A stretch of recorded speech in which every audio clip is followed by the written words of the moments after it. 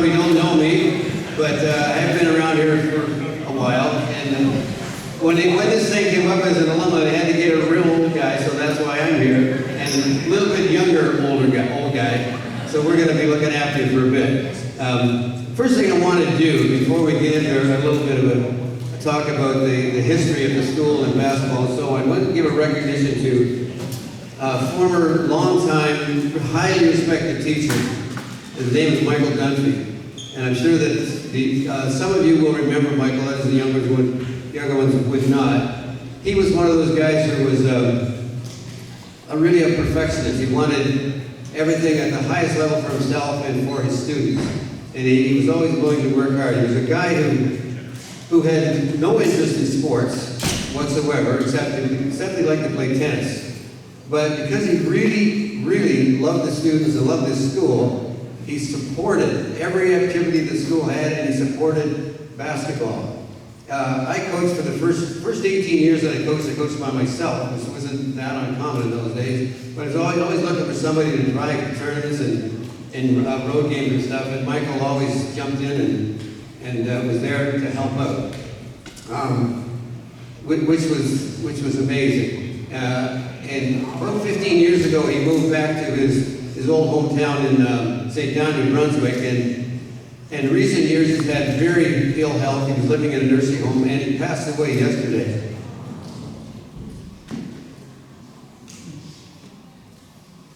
So anyway, I just wanted to, especially the people that knew him, have a good thought just for a moment here. Just take a moment to think about Michael. Okay, I'm going to tell you a little story. I wasn't going to do this, but I'm going to tell you a little story which Michael's involved with. And some of you guys who go way back with us will get a feel for this one. But anyway, Michael was a guy who drove to tournaments with us all the time. Even though he wasn't a sports guy, but he was one of the guys who would volunteer. We were playing in a tournament, at the All-Catholic tournament in St. Catherine's. And we had 10 players at that time. I was driving my car. We never had any vans or SUVs in those days, we just had cars.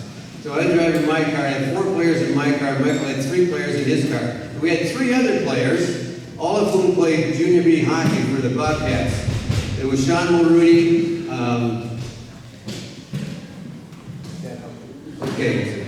and Mark Crawford. I knew this was going to happen. Anyway, and Brian Keel was the other guy. Anyway, 3 guys. Larry Coffey stayed back to bring these guys up to St. Catherine's. So anyway, we took off, and about bright, there was an absolute blizzard that day. It was just a horrible day to be traveling anywhere. And Michael's car went off the road. So I stopped, of course, and we said, what's going on? He was just freaking out. He said, there's no way, I'm not going to do this. There's no possibility, I'm going back. So anyway, the players, who were great players at that time, who just loved the game of basketball, said, we got to go. We got to go to this. We really want to play in this tournament because we're playing St. Michael's High School in the first game. They got Leo Robbins, and they got this other guy who's a 6'8" guy who's got a Division I scholarship in Minnesota. They got a top guard in all of Toronto, so we got to play these guys. So anyway, I said, okay, like it. I was not very bright in those days, I guess. I said, okay, let's get everybody just to get in my car. So I had a fairly big car, and it was not bucket seats, but what do you call them? Anyway, flat seats in the front. So we had 3 people in the front, and we had 5 players in the back. 4 players sitting, and another guy lying across the back. Oh my God. I got 8 people in my car, in a blizzard, driving to St. Catherine's.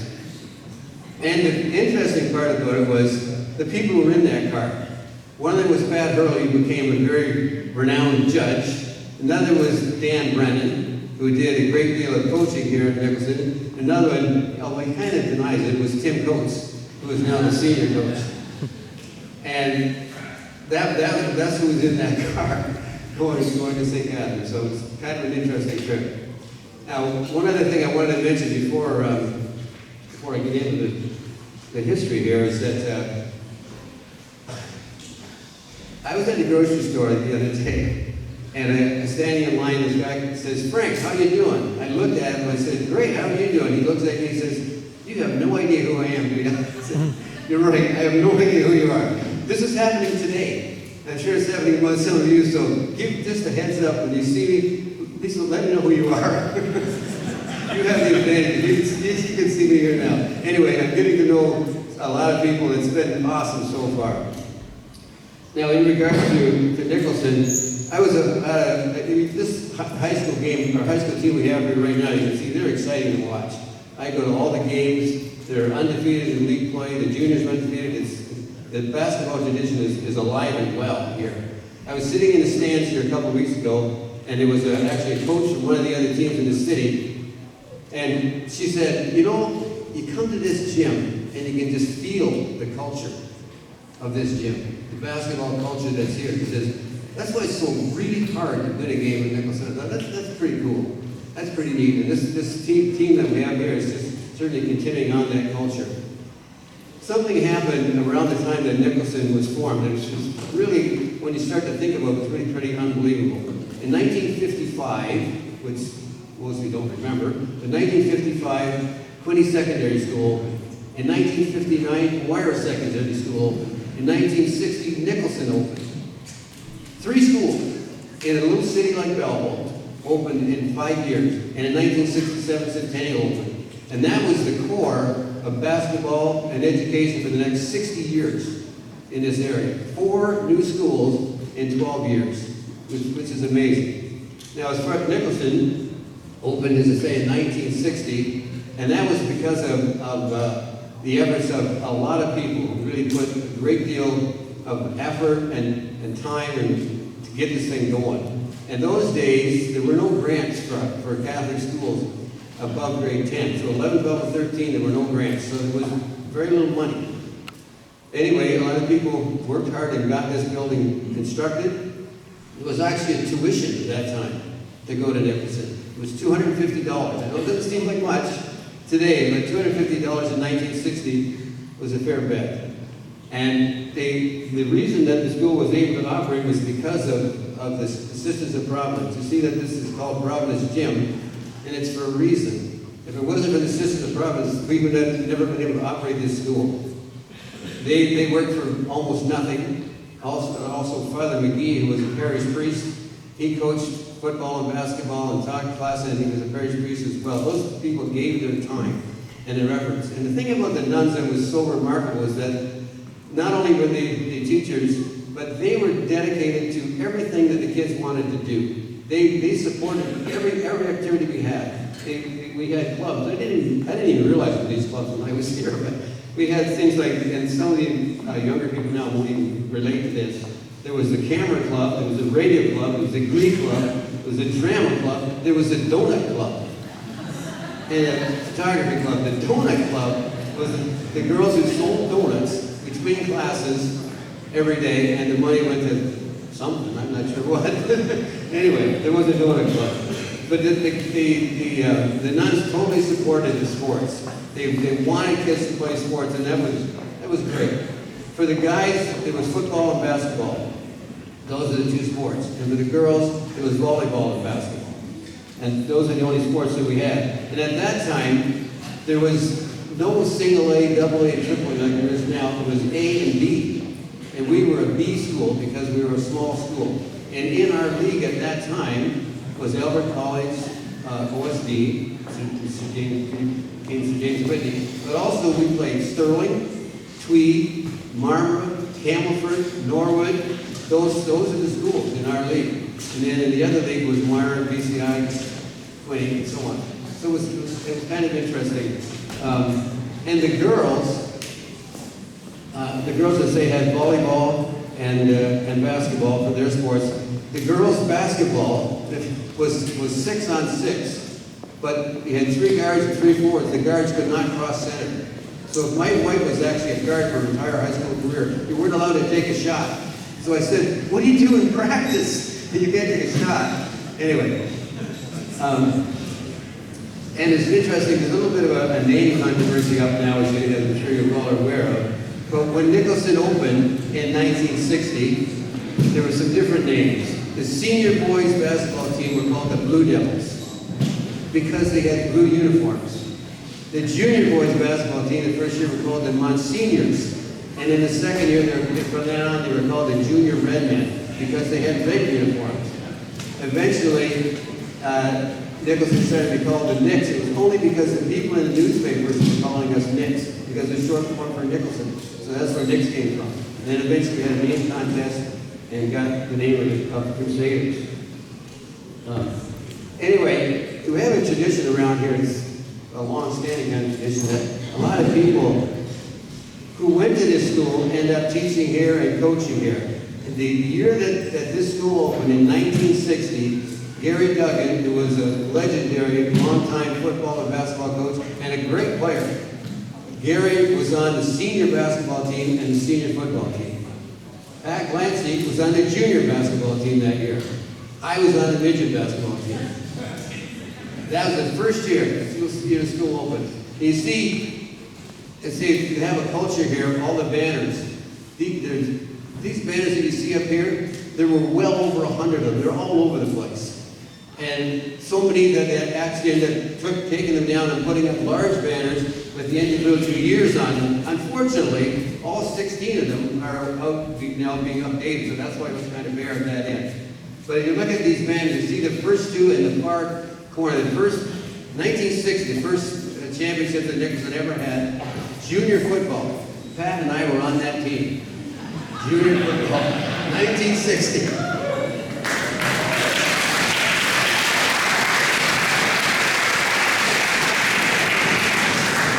Anyway, Nicholson always played in Bay Quinte and Casa. Those were our leagues. Casa at that time, for the first 20 years of Nicholson's history, actually, Casa was everything from Napanee to Ajax. So it included Oshawa, Whitby, and Bougainville. And this was for about the first 20 years, and then eventually Oshawa, Bougainville, and Whitby went into Lhasa, and Napanee joined EASA. And beyond CASA, of course, the ultimate championships are OFSA. And I'd just like to sort of get a little bit of perspective for you of what it's like to be involved with OFSA. OFSA is the Ontario Federation of School Athletic Associations. It's the 5th largest association in all of North America. It is by far the biggest association in Canada. At one time, there were almost 1,000 high schools in Ontario. There are now 840. The only states that are bigger as the number of schools are California, Texas, New York, and Florida. Ontario is bigger than all other states and all other provinces. So winning a championship at OFSA is incredible. Just getting to OFSA is incredible. And a lot of schools never get a team to OFSA. Nicholson has had 29 teams go to OFSA. 29 teams.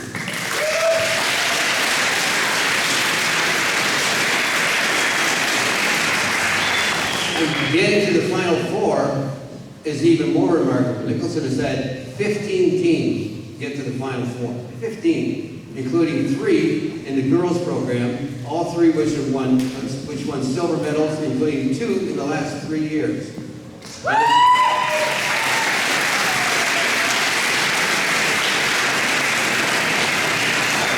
And on the boys' side, Nicholson has 10 medals, 5 gold, 3 silver, and 2 bronze, which is unbelievable. In all of CASA, there have been 7 OFSA championships for boys, 7. In the history of CASA, going back to the beginning of OFSA, which is 75 years. 7 championships. Quinte Secondary School won AA in 1973, and Peterborough Collegiate won in 99. The other 5 are all won by Nicholson.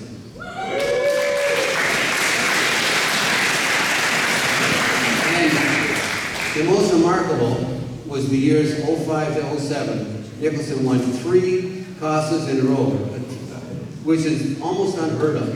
3 provincial championships in a row in the 5th largest area in all of North America. That's really something to think about. And I say that, you're talking about culture at this school, and the team that is playing now, I think they can look to some of the things that have happened and say, you know, we want to be like that. Because that's just an incredible performance. The last thing I wanted to mention about OFSA was Eastern Commerce High School in Toronto has 8 Ofsted championships in boys. Niagara Falls Collegiate has 6. Running Meat from Toronto has 6. Chad McGregor has 5, and Timmins has 5. Nicholson, has 6, sorry. There are only 5 schools out of 1,000 schools in Ontario that have more championships than Nicholson. That is unbelievable. 5 of almost 1,000 schools, and Nicholson is 6th best. And there's no one else who has 5. The rest are, you're talking about all these schools you hear about in everywhere, and they have less Ofsted championships than Nicholson does. Now I'm going to turn it over to Mr. Bavoli for a second. I'm talking about these guys.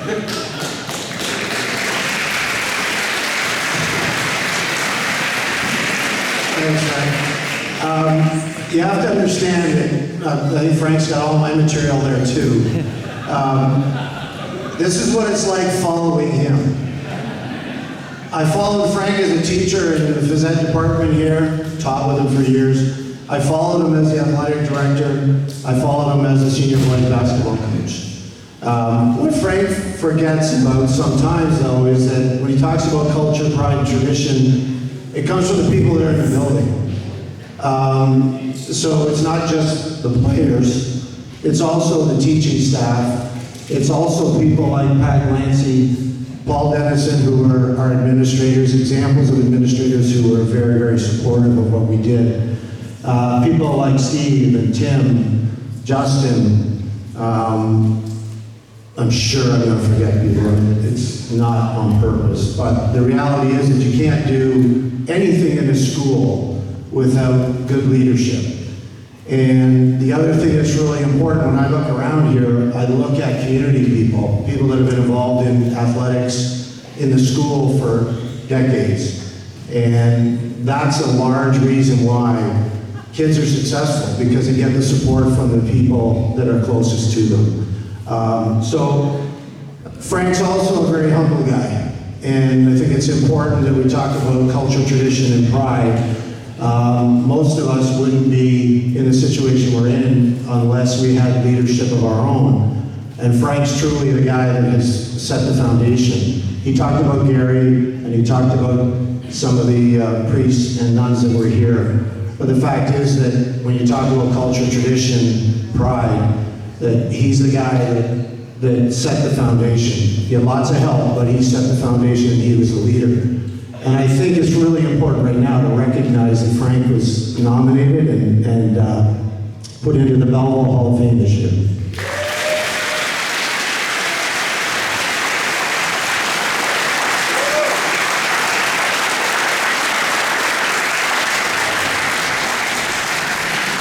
So I'm done. Well, I'm not done. Sort of done. But I just have to say that I got a chance to talk to a lot of these guys. And I think aside from maybe one guy that's here, and I know his face, I don't know him, every other guy that's here, I had a chance to be around during the years here. I got a chance to go down in the other gym. I don't want to say it was hilarious, but if you're going to stick around and watch some of these games, you're going to be wildly entertaining. I saw a lot of play down there and that I hadn't seen when I was coaching here. So it should be entertaining. I think you're going to enjoy it, and I'll give it back to Frank now. I don't know what you're going to do next, but. Sorry, I got one other thing I have to finish up with. One of the things you often hear is, for any kind of sport, you become who you play. You become who you play. So people say, well, who did Nicholson play? We played everybody, and we still play everybody. Nicholson has played teams from 18 different states, 8 provinces, and Australia. And now this year's team is going to add Greece to that total, which is pretty amazing.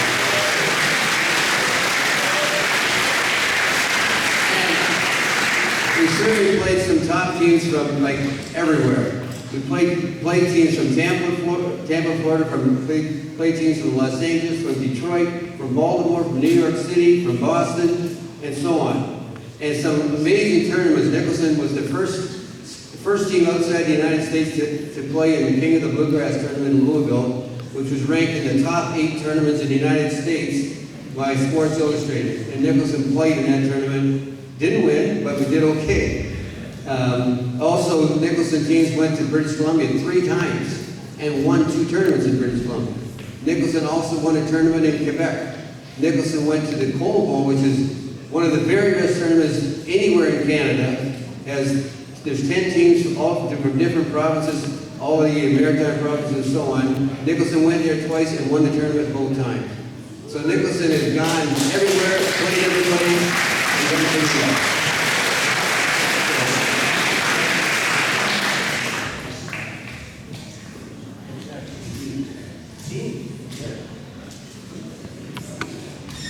So I get to do this part too. You may recognize that there are some banners on the side wall. Frank's asked me to mention a few things about this. So I'm going to touch on a couple of key points from the white banner up there that he wanted me to mention. 3 things. First, in 1998, there was a perfect Bay of Quinte regular season, midget, junior, senior combined record of 33-0. That has only happened one other time in Bay of Quinte, and I think Frank said it was the Warrior that did that. Steve, you might want to hear this. You might want to listen to this. 1999-2000, covering 2 years, the junior and senior boys basketball teams had a record of 50-1 in 4 Bay of Quinte championships. There were only 4 to win. Unfortunately, the only blemish in that 51 game streak was a game we lost to what we call a directional school. And I think the coach of that team might have been Steve Goyer, I'm not sure. Oh, and Tim too, sorry, yeah, they were coaches. Finally, and I think the last thing, 2016 to 2019, the senior boys team had a record of 123-34. Bay of Quinte CASA record of 62-2. 3 Bay of Quinte championships, 4 CASA championships, 4 medals at OFSA, gold, silver, and 2 bronze, which is a very impressive record.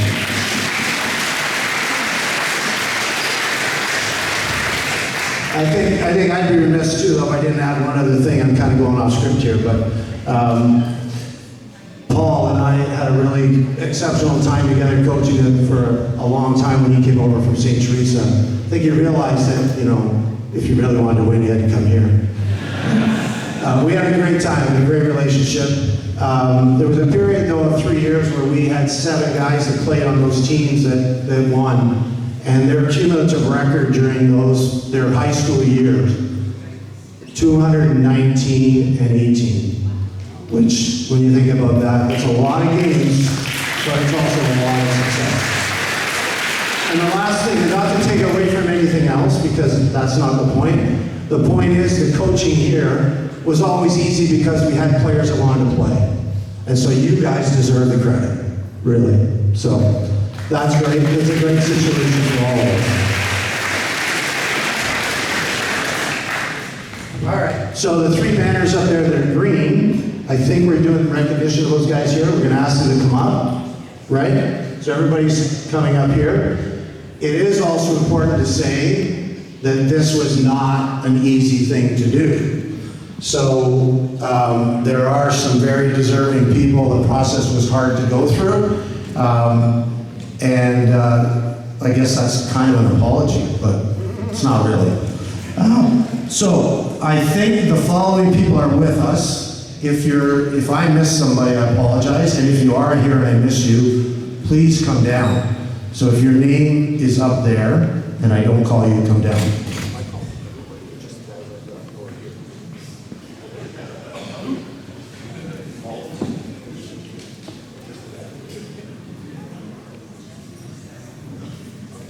All right, so, see, I take my leadership still from Frank.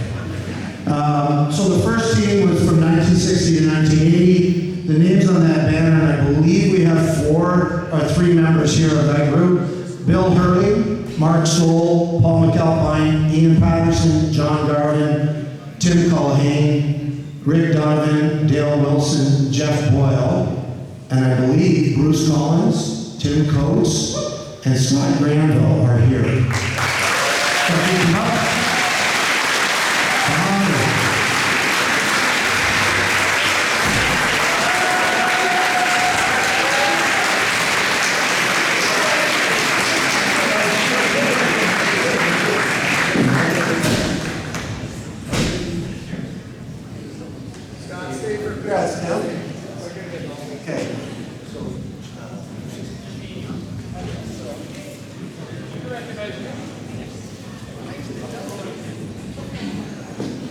Okay, 1980 to 2000.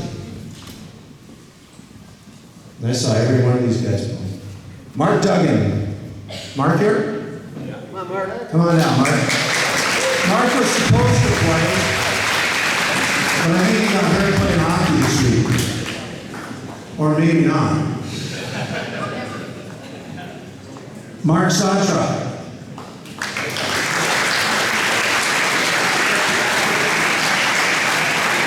Sean Miller.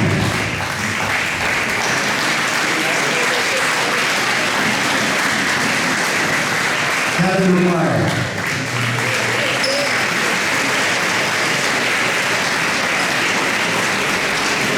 Darren Madden.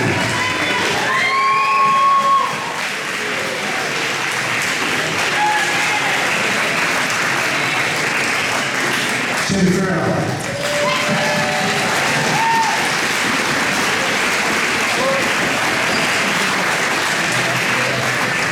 Paul Walsh.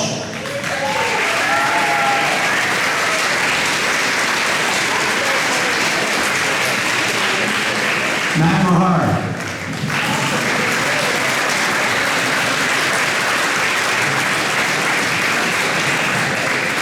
And I believe that the last names, I don't believe any of them are here. Jason Garnis, Chris Coates, Paul Richard, and Mike Healy. Paul's here? Oh, nice. There it is.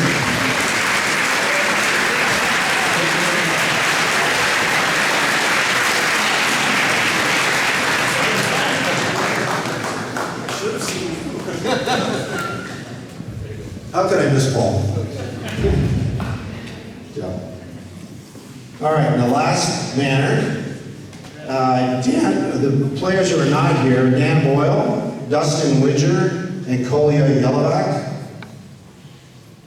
Those that are here, oh sorry, Aaron Chapman isn't here either. Ryan Varbo.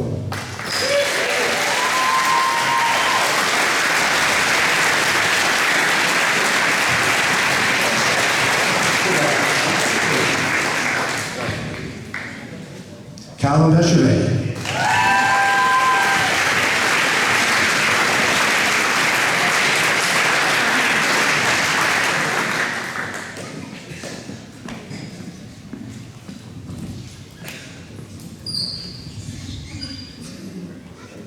Mark Coates.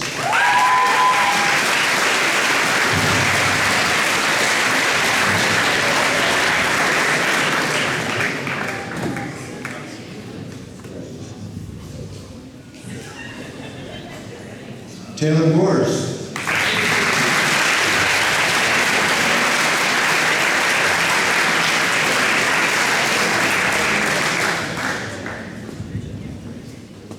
Bobby Buck.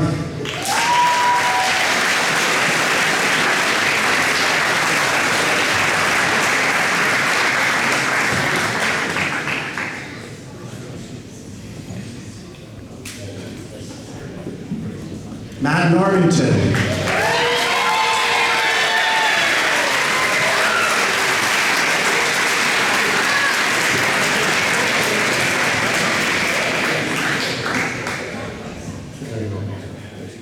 Tim Boyle.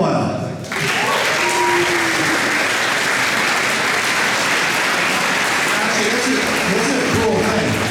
Tim and his brother Dan played together, and their father, Jeff, played on the 75 team that won the gold medal. That was very cool. I saved them for last because I want to embarrass them the most. Luke Chapman.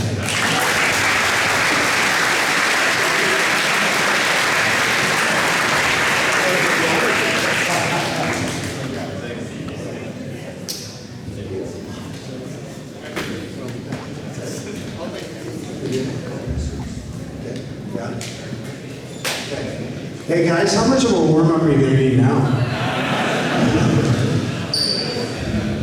Just some logistics, if anybody's new, just for the alumni game at Wirt here, our water is turned off, so the workable washrooms, you go down the north hall to the stairs, second floor is a men's room, third floor would be a women's room, and there are porta potties out to the north side. We're going to play 6 15-minute runtime quarters, coached by our For Team Farrell, Coach Frank Farrell and Pat Glancy will be at the helm. And for Team Barbeau, Coach Jim Barbeau, Steve Goyer, and Paul Dennison will rule that squad. At the end of the games, we will have one more awesome presentation before we get ready for the festivities tonight. Another coach needs to say something. What's that? You'll notice they need 3. The 2-timers got it. And if possible, we can, if you guys organize yourselves somewhat in like lines of 8 or 10 for a team photo for the all-decade squads, okay? All one big group.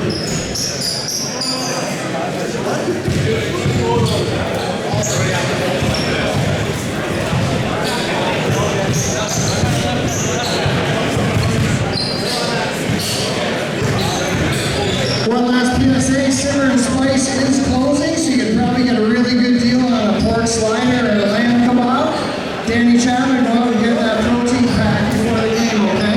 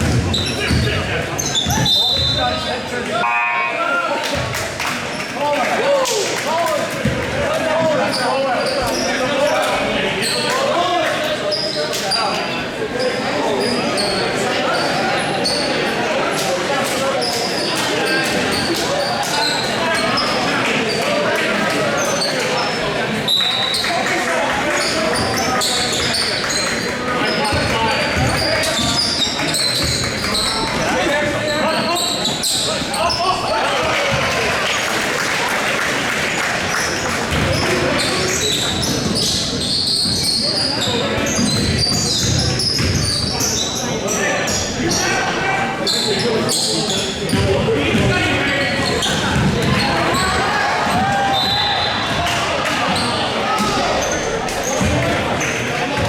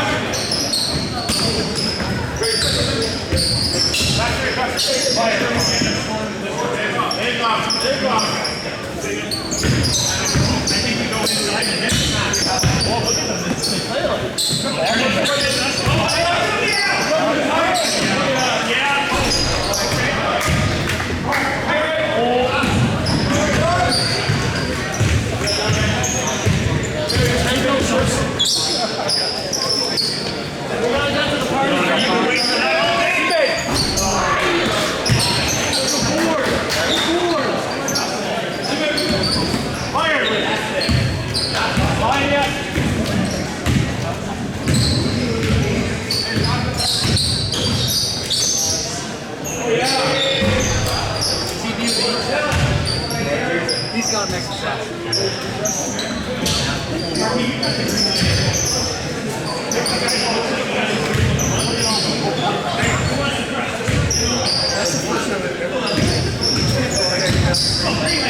Everyone you want to take off looking at the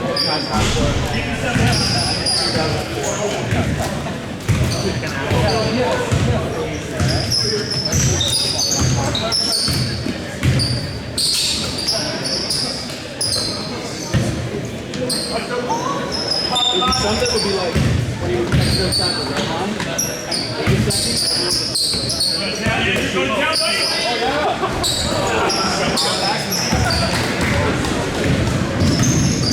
I was shocked.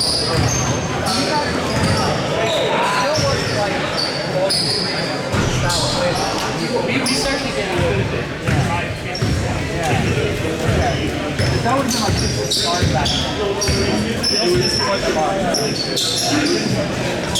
It was definitely like way up to three.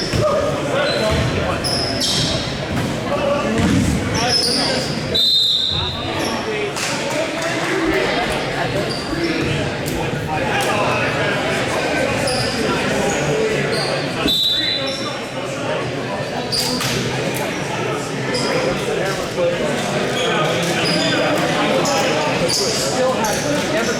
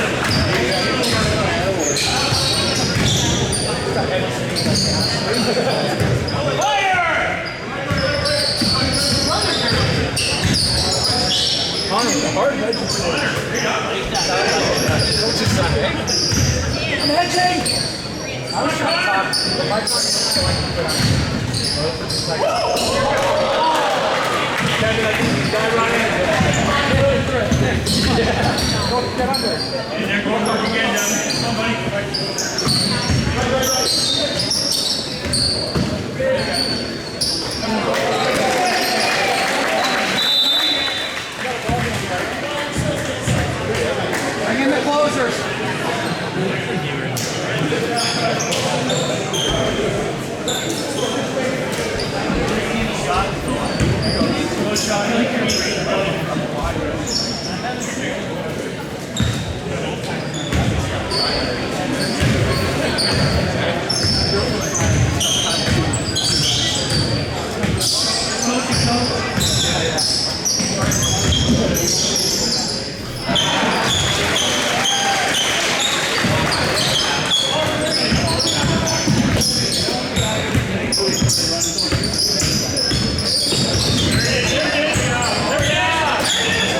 That's a drop step.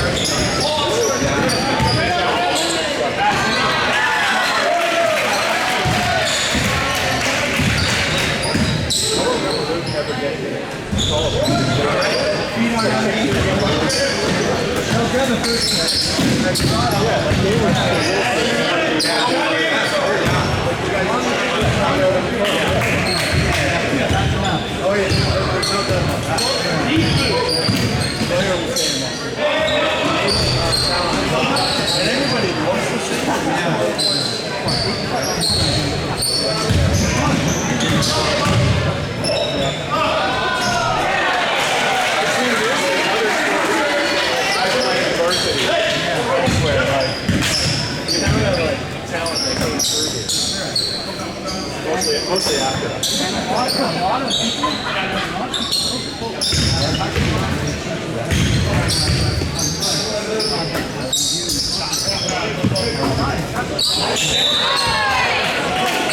Let's go there.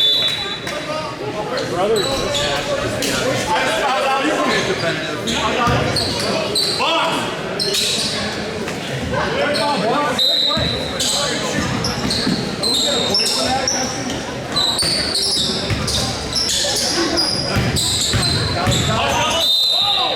Good help, TV.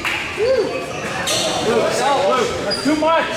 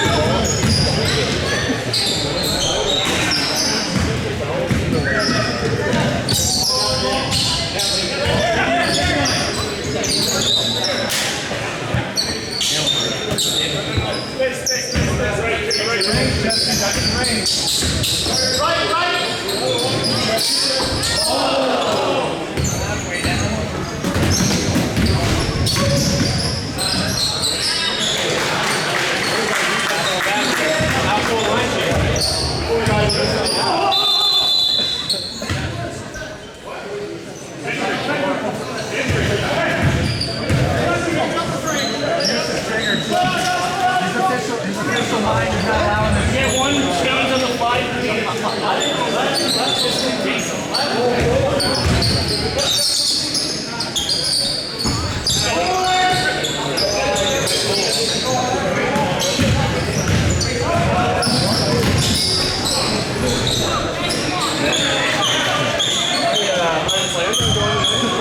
You got recliners out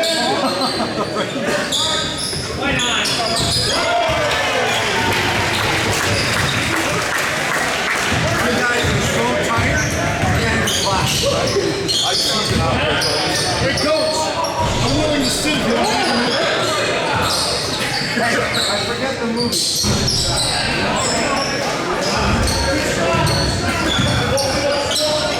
Someone's not going to you guys. 20 years younger. I know.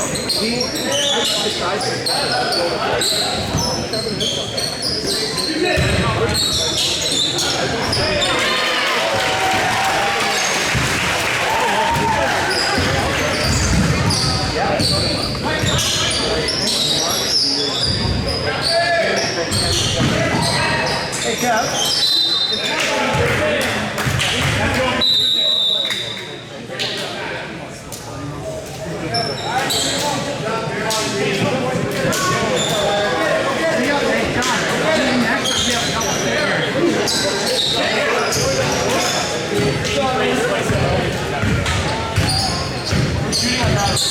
Also, we have a double dip. After back to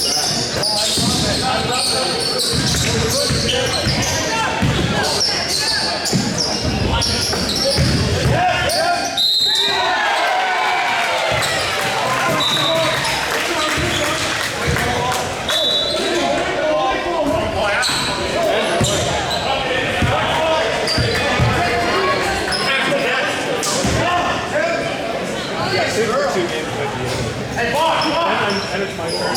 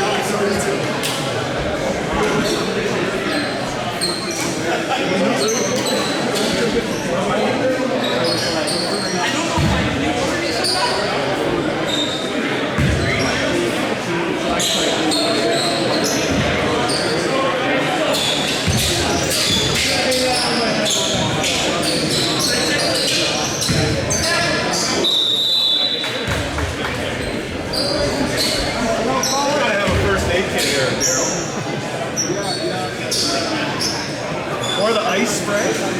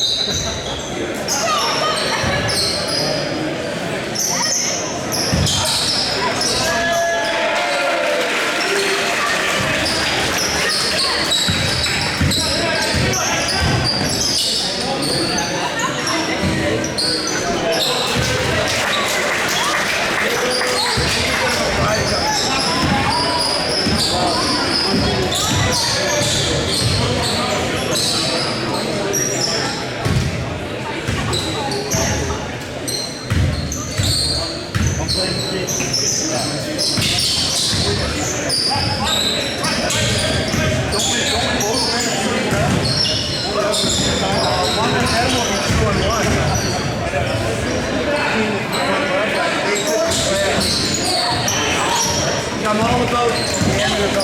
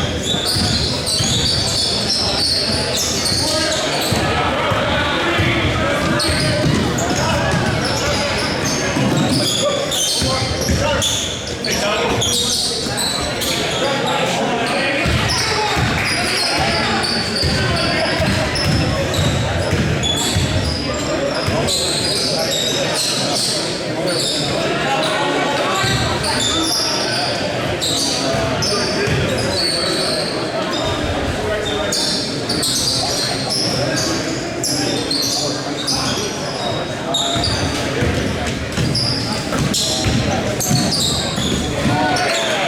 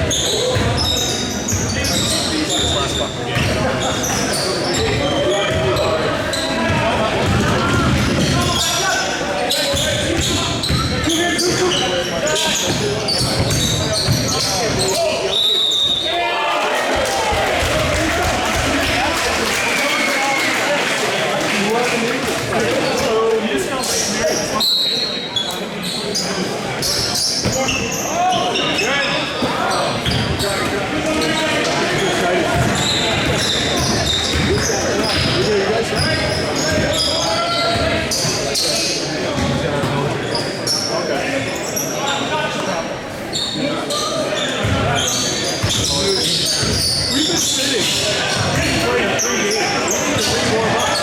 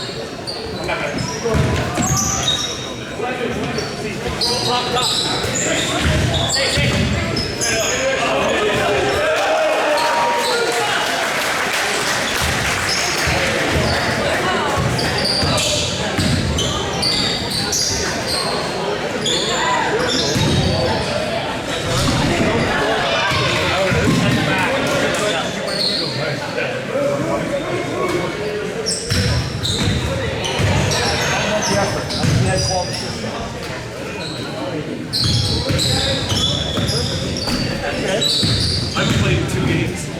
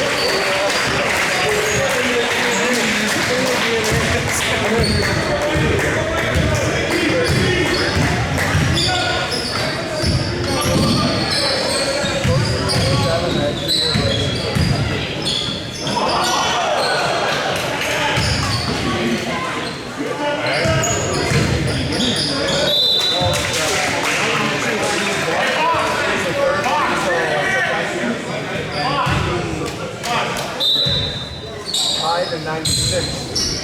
Just 2 because they just get big areas.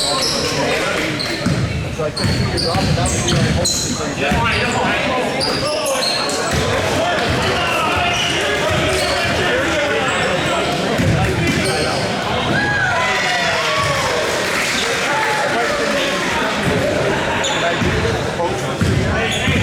Ongoing discussion forever. And finally, you know that thing that Campbell did that day? Yeah.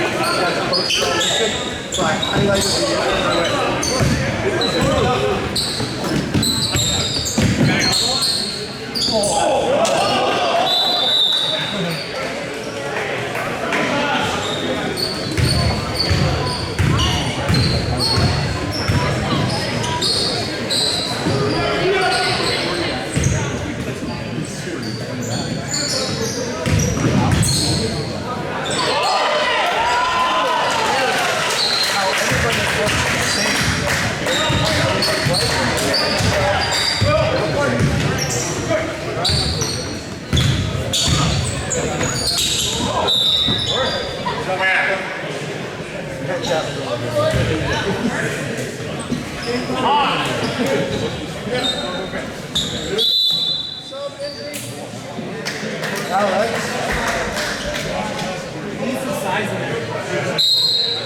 that team guy.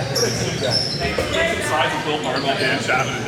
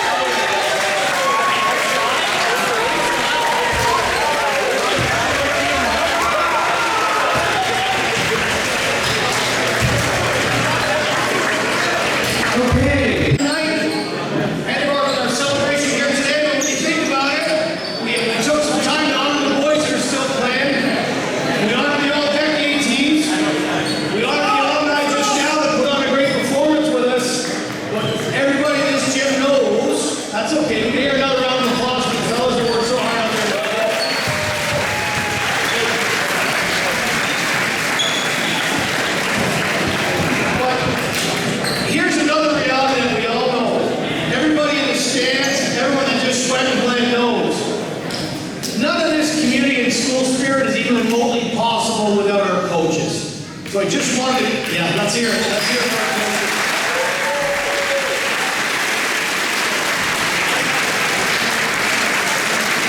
Coaches build the community, coaches build the program that gives us this school spirit. So I just wanted to take this part of the day to honor our coaches. And I'm just going to hand off the mic now. I'd like Jim to honor his assistant coaches today.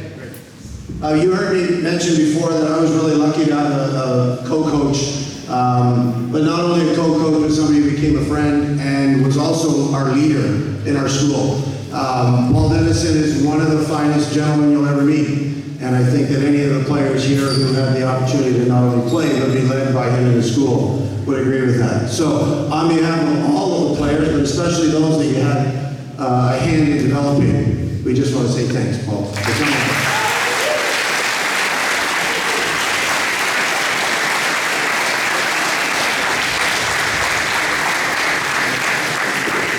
I told everybody earlier on that for the first 18 years that I coached alone, and then Pat Clancy came along, and it just changed everything. I cannot believe how much better it was having Pat there every day, every practice, every trip. He was absolutely awesome. The amazing thing was, anytime I ever wanted to try anything, Pat said, go for it.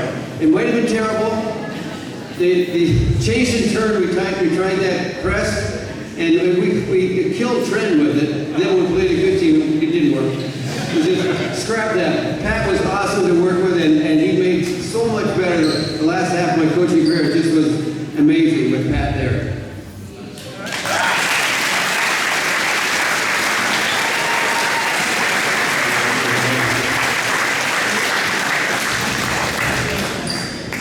Just one last special part. Tim, if you can make it.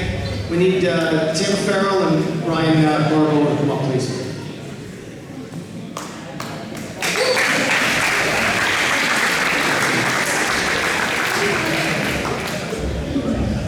Yeah, first I just want to say a special thank you to everybody who had a hand in organizing today. I think it's always awesome when we can get together and have a nice game of basketball, and everybody, we're all tired. And it was a great afternoon. The reason we're up here right now to honor somebody else, somebody special in my life, obviously, my dad. I think his record obviously speaks for itself. 500 plus wins. 23 Costa championships, 15 Bay of Quinte championships, and obviously the 3 consecutive OFSA championships that took place in the 2000s.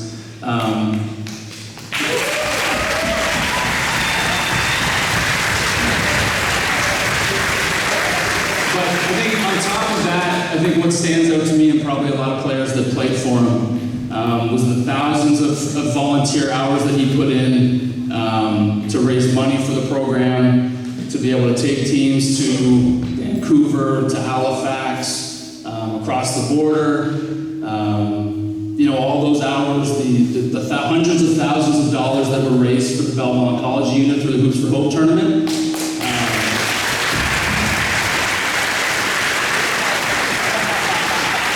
The list goes on and on, but I think we had a really special opportunity, a large group of us, to be coached by, in my unbiased opinion, the best coach that's ever been here. I didn't have a chance to be coached by anybody else, but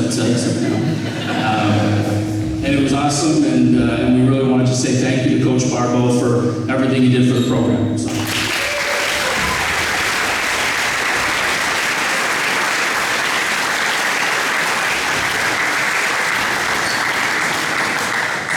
All right, I won't take up too much of your time. We've had an incredible run where you end up having a coach like Jim Barbo that spends 30 years of his life creating a legacy, right? But before that, we had the foundation of the program, which was 30 years of another coach who I think set the standard for coaching in the area. I think it was almost impossible to imagine that we'd end up with a day like this, right? Where you have a gym full of people that love the game, right? I think that's his legacy. It's not wins, it's not You know, it's not that they had offices here and traveled there and all these things. It's a gym full of people that love the sport, that kids play, their kids play, their grandkids play. We have an alumni game and we fill a gym, right? That's culture, that's legacy, that's Frank Farrell, that's 30 years.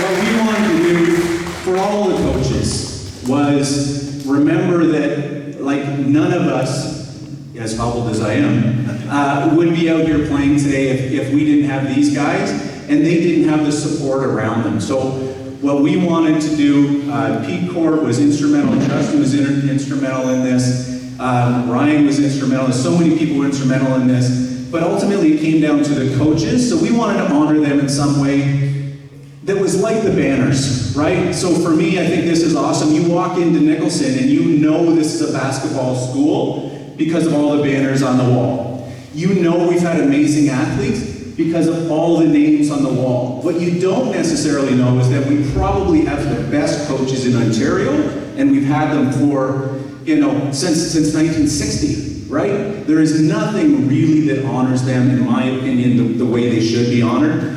Absolutely phenomenal coaches. So what we did was go ahead and name some of these coaches. If you've been to games here, you'll remember that the coaches all used to sit in this corner, right, and critique and coach kind of from the sidelines. This was something that is a memory for me that I think needs to be cherished. So what we've done is we've named some of, and this is just to get the ball rolling, this is not everybody, but we have Steve Goyer, we have Gary Duggan, we have Pat Glancy, Frank Farrell, Tim Coates, Jim Barbeau, Paul Dennison, and Justin Walsh. So whenever they come into town, they've got a seat in Coach's Corner, okay?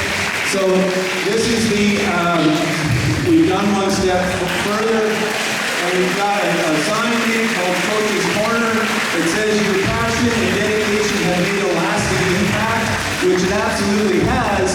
And one step further, this is a gift to the school, so it still needs their approval. But we wanted to go one step further and say, let's put 2 special names on the wall to get the ball started. Okay, let's get it rolling with 2 people that, in my opinion, are absolute no-brainers. Okay, Sean, can you hold this?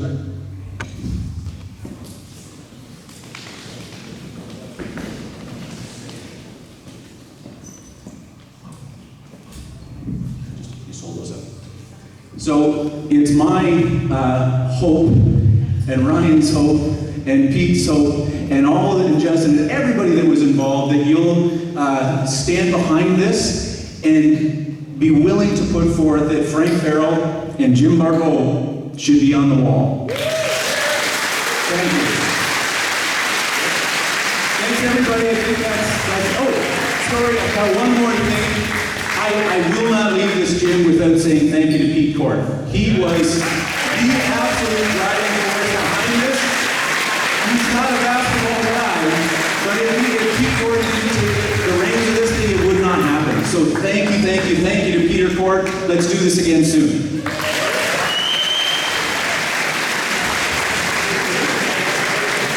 Awesome. One last reality check. Exams are in the gym.